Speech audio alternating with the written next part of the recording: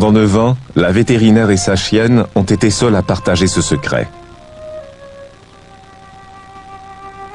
Cette relation entre la bête et sa maîtresse est fondée sur l'amitié, l'affection. Et elle est devenue avec les années une relation basée sur la dépendance, une question de vie ou de mort pour le docteur Elizabeth Rudy, une vétérinaire de 36 ans. Depuis 10 ans, elle frôle constamment la catastrophe. Elizabeth est épileptique. Elle souffre de cette forme d'épilepsie que l'on appelle épilepsie giratoire. Cela provoque des pertes de conscience. Et si je ne suis pas assise lorsque la crise se produit, je tourne en rond sans arrêt. C'est une affection qui a souvent forcé Elizabeth à se terrer dans sa petite maison située dans une rue ombragée de Seattle, dans l'État de Washington.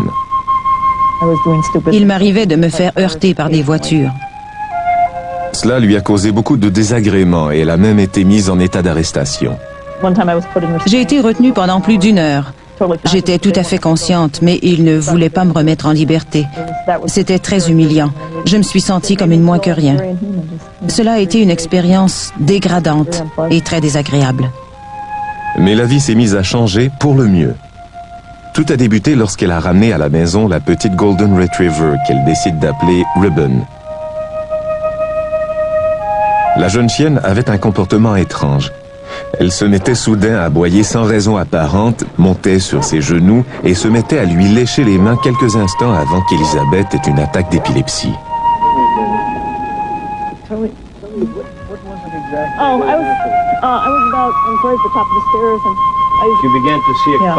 Vous vous êtes peu à peu aperçu qu'il y avait une corrélation entre le comportement de la chienne et vos crises d'épilepsie? Tout à fait. Je m'en suis aperçue très graduellement. Ribbon n'était pas le genre de chienne à sauter sur vous pour vous lécher les mains. Ce comportement m'intriguait au plus haut point, jusqu'à ce que je fasse le lien entre ce comportement et mes crises d'épilepsie. Elizabeth Rudy est convaincue que sa chienne percevait les premiers signes d'une crise et qu'elle cherchait à la faire asseoir afin d'assurer sa sécurité. Ne vous êtes jamais vanté du fait que votre chienne pouvait détecter vos crises d'épilepsie?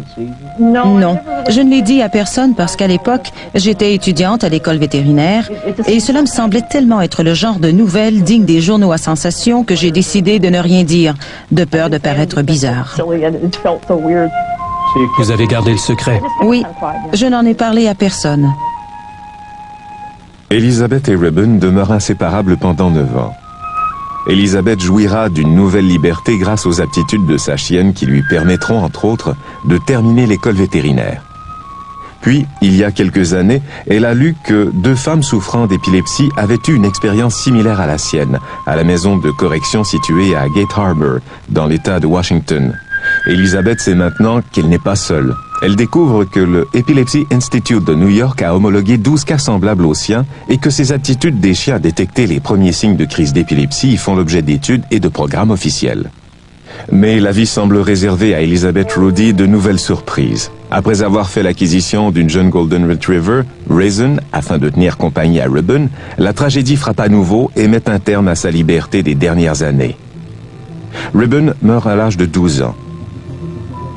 Cette mort survient à un moment très difficile, alors qu'Elizabeth vient d'apprendre qu'elle souffre d'une forme encore plus pernicieuse d'épilepsie, l'épilepsie avec secousse clonique. Dans cette forme d'épilepsie, je ne perds pas conscience. Cela se traduit par des convulsions très fortes dans les membres et je tombe. Quand ces crises se produisent-elles? N'importe quand. Actuellement, j'en subis en moyenne 4 ou 5 par semaine. Parfois plus, parfois moins. Et si vous ne vous en apercevez pas à temps? Je tombe par terre. Si je suis déjà assise, je n'ai aucun problème. Mais si je suis debout ou dans un escalier ou dans la rue, je peux m'effondrer d'un seul coup. Avez-vous déjà subi des blessures en tombant? Oui, j'ai eu des côtes fêlées. Je me suis cassé le nez, les dents. Je me suis surtout blessée au visage parce que l'impact dans ce genre de chute est au visage. Après la mort de Ribbon, les crises deviennent de plus en plus fréquentes. Et les blessures aussi. Elizabeth observe Raisin, mais elle est encore si jeune et comment croire qu'elle puisse un jour assumer le même rôle miraculeux que Ribbon avait joué. Elizabeth en doute, mais elle est malgré tout à l'affût du moindre signe encourageant. Puis, il y a peu de temps, alors qu'Elizabeth est sous la douche, Raisin fait soudain irruption dans la salle de bain en aboyant furieusement, d'une façon qu'Elizabeth n'a encore jamais entendue. En aboyant de la sorte, les chiens veulent habituellement que vous les suiviez. Or, elle restait assise à aboyer. Au début, elle croit que quelque chose a effrayé la chienne. Mais cet aboiement lui semble différent, semblable à celui de Ribbon lorsqu'elle était sur le point d'avoir une crise. Est-ce possible? Raisin, what is it? What's wrong? Elizabeth s'est assise dans la douche en laissant couler l'eau. Quelques instants plus tard, elle était saisie d'une crise d'épilepsie. Si j'avais été debout, je me serais frappé la tête, je me serais blessée sans aucun doute. La crise terminée, Elizabeth s'est relevée et savait qu'un miracle s'était produit. Pour la seconde fois dans sa vie, elle avait trouvé une protection. Depuis ce jour, Raisin a toujours prévenu Elizabeth d'une crise imminente et ne s'est jamais trompée. Elle vient vers moi, me fixe dans les yeux et se met à aboyer. Si je l'ignore, elle saute sur moi pour attirer mon attention et je sais qu'une crise se prépare car je suis de plus en plus fébrile. Que faites-vous lorsqu'une crise se produit? Je vais m'asseoir. J'ai appris que si j'ignore ces avertissements, je me retrouve immanquablement par terre. On m'a dit qu'elle restait avec moi pendant toute la durée de la crise d'épilepsie. Pendant ces crises, je suis inconsciente, mais c'est très rassurant de voir ma chienne lorsque je reviens à moi. Même si j'ai cette chienne depuis relativement peu de temps, je me fie entièrement à elle. Mais je dois admettre que l'instigateur de cette expérience un peu particulière, c'est Ribbon. Ribbon a été la première. Elizabeth a refait, en compagnie de Raisin, le chemin qu'elle avait l'habitude d'emprunter avec Ribbon, le long de la voie ferrée, en passant sous le pont-levis et en descendant une volée de marche abrupte. Elle croit que Raisin lui a sauvé la vie.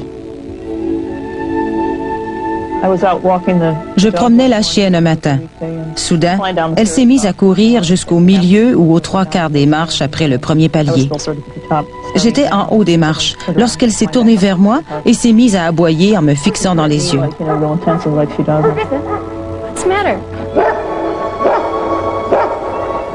Elizabeth se doute bien que sa chienne veut la prévenir d'une crise imminente. Quelque chose se préparait.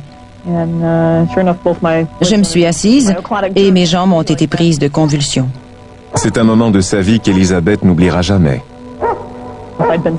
Si j'avais été debout à ce moment-là, je serais tombée tête première dans l'escalier et je ne sais pas si j'aurais pu remarcher. J'ai vu ma vie défiler sous mes yeux et je me disais que la prochaine fois, je ne serais peut-être pas aussi chanceuse. Alors si ce chien peut m'aider, c'est fabuleux.